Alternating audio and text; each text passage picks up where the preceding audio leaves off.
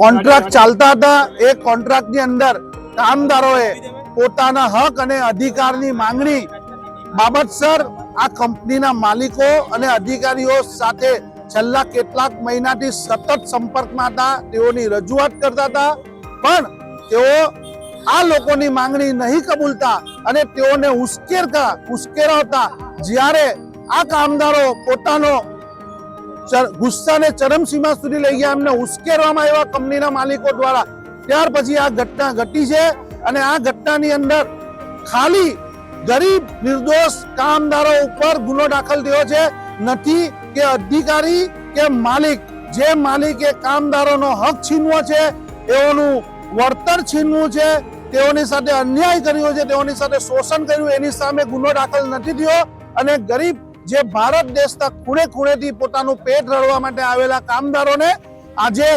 પોલીસમાં લોકઅપની અંદર જેલમાં પૂરી દેવામાં આવ્યા છે, એમની સાથે અન્યાય થયો છે, એ વાત લઈને સુરત શહેર કોંગ્રેસ આ કમિશનર સાહેબ પાસે આવ્યા છે કે ગુનો કરનારની ગુનો કરાવનાર સામે કેમ ગુનો આજ દિન સુધી દાખલ નથી થયો અને આ ઘટના ઘટી તો કેમ ઘટી તેની ઊંડી તપાસ થવી જોઈએ।